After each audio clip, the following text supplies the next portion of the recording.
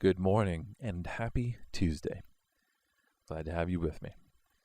I want you to think about the people that you know and how well you know them. I want you to think about if you had $20 to give to various people in your life, could you accurately predict what those people would do with that $20? If you can, if there are people that you know so well that giving them $20, you know exactly what they're going to go do with it, then believe it or not, you have actually participated in a demonstration of a philosophical concept that's used in theology. The concept is middle knowledge. So the idea is that you are able to accurately know how somebody else would choose in a particular circumstance. Now, the significance of this is very easy to lose outside the context of where the conversation normally occurs, in that it's an alternative to the more popular binary, or false binary at least, of Calvinism and Arminianism. The never-ending conflict between God's sovereignty and human free will. And the problem with the binary is that neither side accounts for all Scripture accurately. There are verses which talk about God's sovereignty, and then there are also verses that talk about people needing to make a choice and then being held accountable for that choice. And if you've got divine determinism, you can't have people making choices. Then God is the one that makes the choice for them, and they are just along for the ride. We lose any capability as moral agents if we are not making the choices that we then bring to fruition. Conversely, if God does not have sovereignty, then God is not a supreme being. God is not an optimal being, a perfect being, lacking in anything. Not lacking in anything. And there is a problem then, whether you go full on one side or full to the other. And people do try and split the difference without realizing that there is actually a position that does try to reconcile both at the same time. And the way that it reconciles them is middle knowledge. So the idea is that throughout history, God knows what you would do under certain specific circumstances.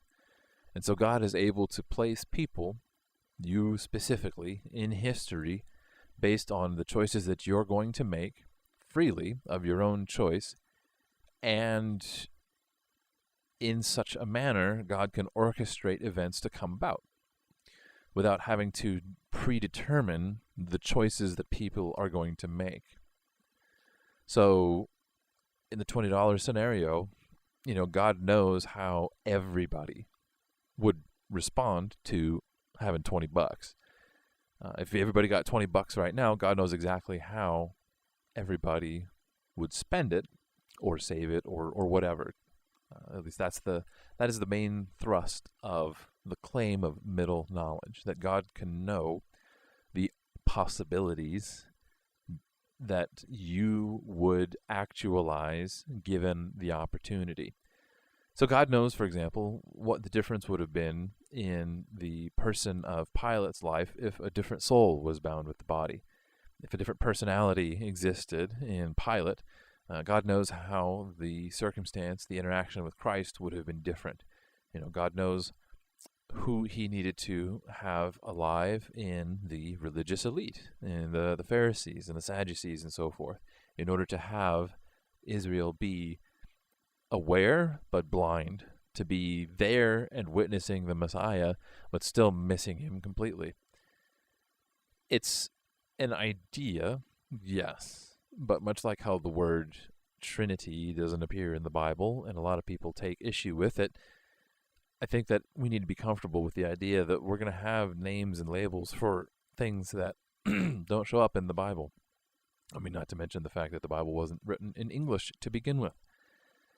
But just to get back on track, again, imagine the $20 scenario. The people that you know, if you knew that giving them $20, they were going to make a certain kind of choice, that they would freely choose to make a certain kind of choice, and you were desiring to achieve a certain outcome, then you could try to arrange circumstances in order to achieve that outcome.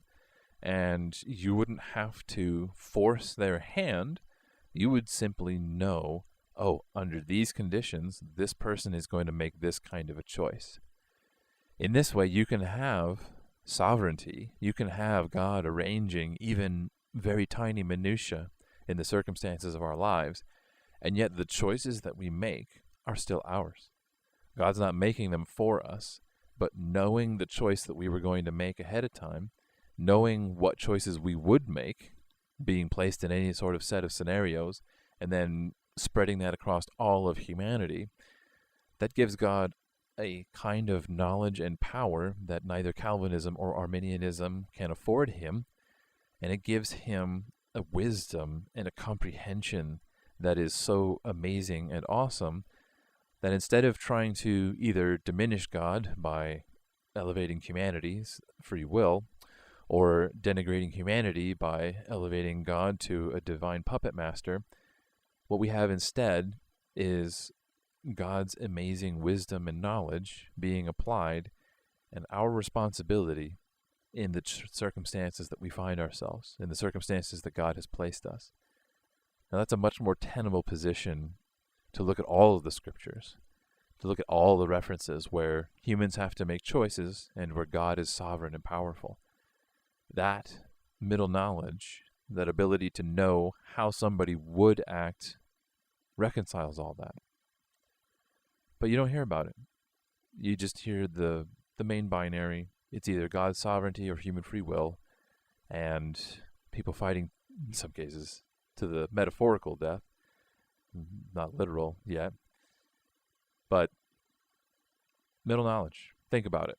Think about that thought experiment. It's not a complicated one. Do you know folks well enough?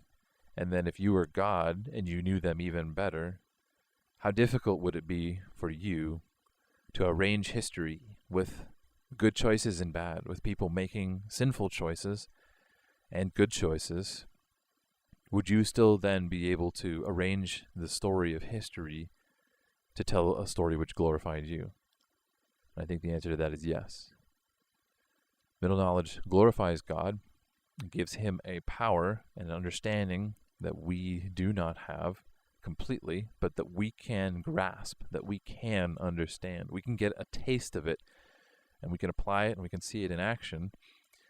But if God can do such things perfectly, if God could understand that, then it answers a lot of really difficult questions about theology, about our responsibility to respond to salvation, to the calling, about how we live our lives, and about how salvation fundamentally works. So think about that. Think about middle knowledge, the whole idea, the concept. Think about people that you know and how well you could predict their activities. And have some fun with it. Play around with the idea.